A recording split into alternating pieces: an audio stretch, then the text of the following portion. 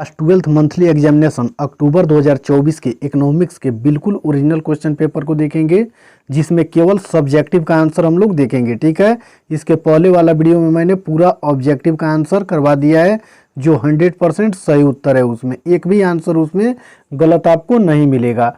और ये real paper है, बिल्कुल रियल पेपर है।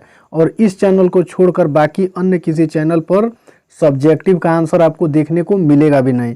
तो चैनल को सब्सक्राइब जरूर कर लीजिए और अपने दोस्तों को भी शेयर जरूर कीजिए। चलिए क्वेश्चन को देखते हैं। देखिए, सबसे पहले हम लोग क्वेश्चन को देखेंगे। ये जितना आप देख रहे हैं ऑब्जेक्टिव, सबका आंसर इसके पहले वाले वीडियो में मैंने बता दिया है। इसका सब्जेक्टिव क्वेश्चन हम लोग देखेंगे। पहले क्वेश्चन को देख लीजिए, उसके बाद में आंसर लगातार देखेंगे। इसमें से मात्र आपको 5 ही का उत्तर देना है। तो 1, 2, 3, 4, 5 का उत्तर लगातार हम दे दिए हैं।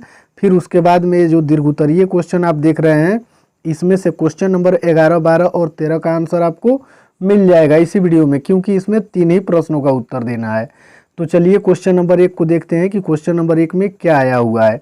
देखिए, 1 नंबर क्वेश्चन में आया हुआ है कि उत्पादन फलन की संकल्पना क्या है।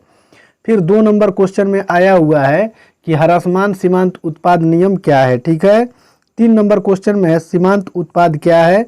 और 4 नंबर में पूछा हुआ है कि परिवर्तनशील अनुपात के नियम को लिखें। और 5 नंबर में स्थिर लागत एवं परिवर्तनशील लागत के 2 उदाहरण दे।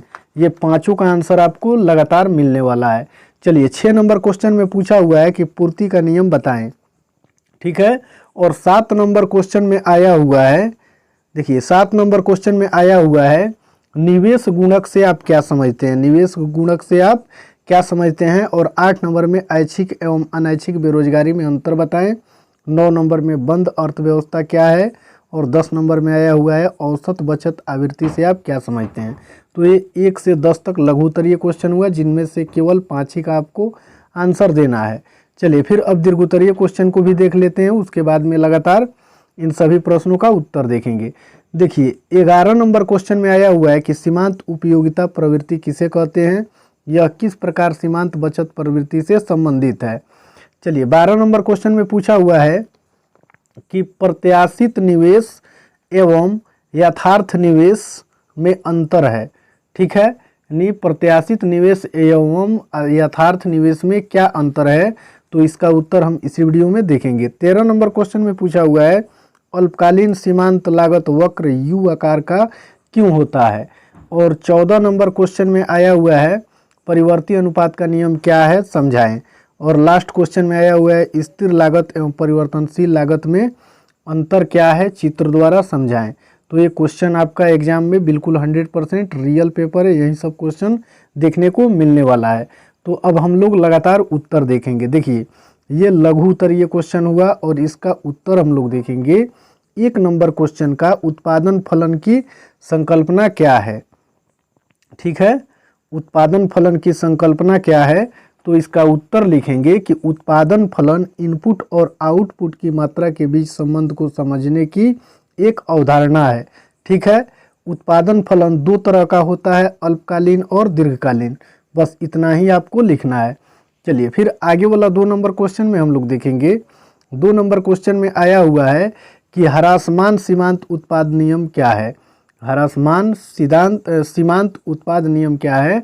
तो इसका उत्तर देखेंगे कि उत्पादन को नियंत्रित करने वाला एक आर्थिक नियम, जिसका अनुसार, जिसके होगा, यहाँ टाइपिंग मिस्टेक हुआ है, जिसके अनुसार यदि निश्चित मात्रा में स्थिर, यहाँ स्थिर ऐसे होगा, इनपुट के साथ अधिक परिवर्तनशील इनपुट इकाइयों का उपयोग किया जाए तो समग्र उत्पादन प्रारंभ में तेज दर से भी फिर स्थिर दर से बढ़ सकता है। ठीक है, ये क्वेश्चन नंबर 2 का आंसर हुआ। चलिए, फिर 3 नंबर क्वेश्चन का आंसर हम लोग देखेंगे। इसमें दिया हुआ है कि मानव विकास सूचकांक के प्रमुख घटक कौन कौन से हैं।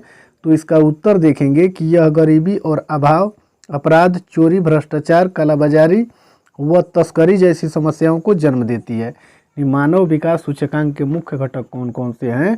तो इसमें आपको लिखना है कि गरीबी और अभाव, अपराध, चोरी, भ्रष्टाचार, कालाबाजारी व तस्करी जैसे समस्याओं को जन्म देती है। कौन? मानव विकास सूचकांक के घटक। चलिए, फिर आगे वाला क्वेश्चन हम लोग देखेंगे। देखिए, 4 नंबर क्वेश्चन में आया हुआ है कि परिवर्तनशील अनुपात के नियम को लिखें। तो तो इसका उत्तर देखेंगे कि परिवर्तनीय अनुपात का नियम इस प्रकार है कि यदि कोई उत्पादक अन्य कारकों को स्थिर रखते हुए एक परिवर्तनीय कारक की इकाई को बढ़ाता है, जिसे परिवर्तनशील अनुपात का नियम कहा जाता है। ठीक है, यानी परिवर्तनीय अनुपात का जो नियम है वो इस प्रकार से है कि यदि कोई उत्पादक अन्य कारकों को स्थिर रखते हुए एक परिवर्तनीय कारक की इकाई को बढ़ाता है तो इसे क्या कहा जाता है, परिवर्तनशील अनुपात कहा जाता है।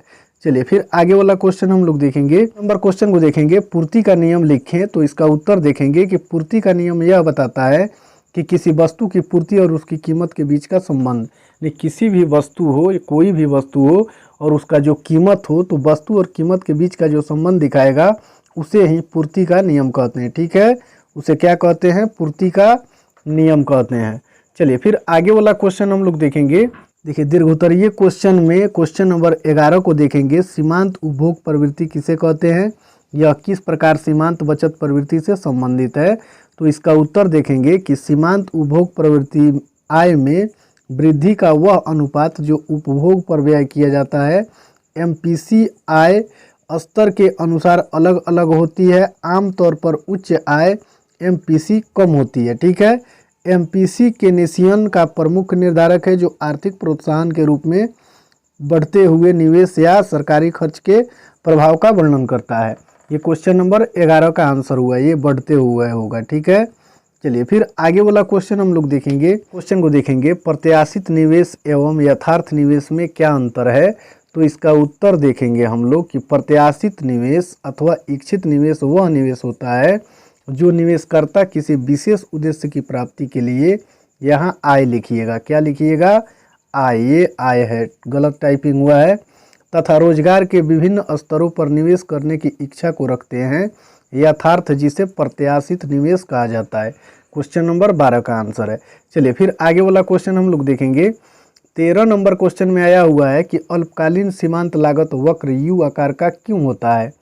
तो इसका उत्तर देखेंगे हम लोग कि अल्पकालीन अवधि में औसत लागत यू आकार का होता है। इसका कारण यह है कि उत्पादन के शुरुआत में कर्म के निश्चित कारक वहीं रहते हैं और परिवर्तनीय कारकों जैसे श्रम, कच्चे माल आदि में होता है। ठीक है, जैसे जैसे उत्पादन बढ़ता है प्रति इकाई लागत अवधि विकसित होती जाती है। तो ये का आंसर हुआ। ठीक है, इसमें से केवल 3 ही का उत्तर देना था दीर्घोत्तरीय प्रश्नों में से। क्वेश्चन नंबर 11, 12 और 13 का आंसर आप इस वीडियो में देख चुके हैं और 1 से 5 तक भी हम करवा दिए हैं। ठीक है।